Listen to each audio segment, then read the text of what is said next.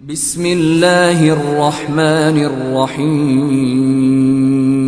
ایک ایسی آیت پڑھ دوں کہ اگر کوئی درویش ہو، فقیر ہو، تو مستغنی ہو جائے، یعنی مستغنی یعنی غنی سے بھی بلند ہو جائے، وہ غنی کا بھی محتاج نہ رہے۔ اور یہ آیت آپ کی خدمت میں سورہ مبارکہ بنی اسرائیل میں ہے۔ سورہ مبارکہ بنی اسرائیل کی آیات کی تعداد کل 111 ہے، اور آخری آیت یعنی 111 نمبر کی آیت ہے۔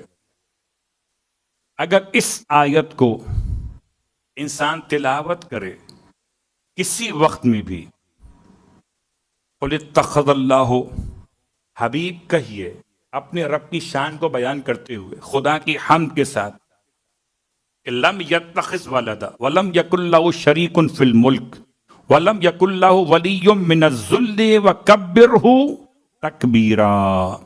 اس کے بعد درود نہیں پڑھا جاتا، تکبیر کہی جاتی ہے، اور یہ حکم ہے۔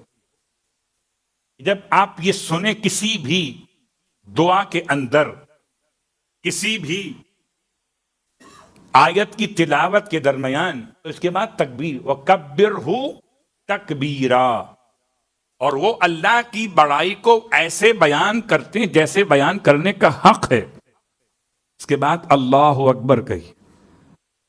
اگر یہ آیت تلاوت کی جائے، سورہ مبارکہ بنی اسرائیل کی آیت نمبر 111، اس کے بعد تکبیر پڑھی جائے، تو عارفین کہتے ہیں کہ خدا اس کی برکت سے اتنا عطا کرے کہ غربت ختم ہوگی اور بے نیازی شروع ہو جائے گی۔ اللہ اکبر۔ اور کمال یہ ہے کہ اس میں کوئی فیگر نہیں ہے کہ 100 مرتبہ پڑھو یا 1000 مرتبہ پڑھو، مگر ہمارے یہاں تو جب تک آپ کو بتائیں نہیں تب تک آپ کا اطمینان نہیں ہوتا۔ تو یا تو اتنا پڑھ لیجئے جتنی پریشانی ہے، اور اگر اس کا فیصلہ آپ نہ کر سکیں تو جو نمبر آیت کا ہے، تو آیت نمبر 110 اگر ملا کے پڑھ لی جائے تو 2 معصومین کی روایت ہے، رسول خدا کی، مولا کائنات کی، کہ پھر رات کو سونے سے پہلے پڑھ لو تو کبھی بھی تمہارا سامان چوری نہیں ہوگا۔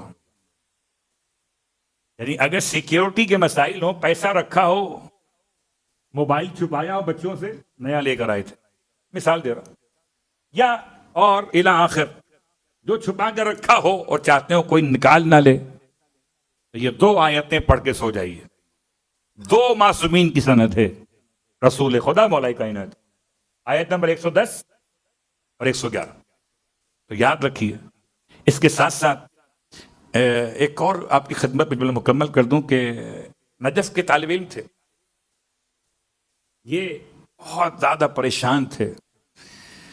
اخوان محمد صادق، انہوں نے توسل کیا مولا کائنات کے حرم میں، روئے پیٹے مولا کی بارگاہ میں، اپنے قیام گاہ پر گئے تو حالت خواب میں ایک صحرا کو دیکھا، اور صحرا میں خیمہ دیکھا بڑا لگا ہوا۔ جب خیمے کے اندر گئے تو امام زمانہ علیہ السلام موجود تھے اندر۔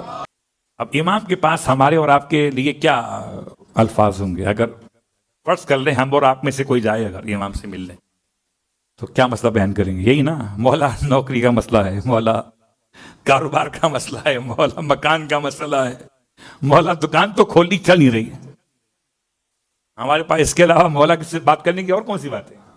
میں بات کر رہا ہوں اپنے جیسوں کی۔ آپ تو بہت بلند ہیں، صلوات پڑھیں محمد و آل محمد۔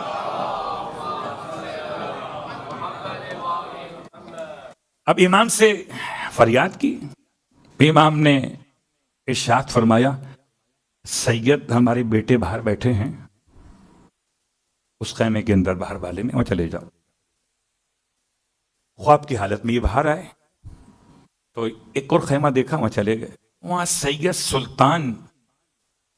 سلطان آبادی کے نام سے سید محمد سلطان بیٹھے ہوئے، نجف کے بڑے عالم تھے، اور یہ ان سے کم ملتے تھے، نارمل یہ ان سے کم ملتے تھے، وہ بیٹھے ہوئے تھے۔ ان کے پاس گئے، انہوں نے دعا تعلیم دی، خواب سے آنکھ کھل گئی۔ اب یہ گئے خود سید سے ملنے، فزیکل اٹھنے کے بعد بالکل وہی منظر تھا جو خواب میں دیکھا تھا، سید بیٹھے تھے، اور جیسے ہی جا کے سلام کیا وہ مسکرائے۔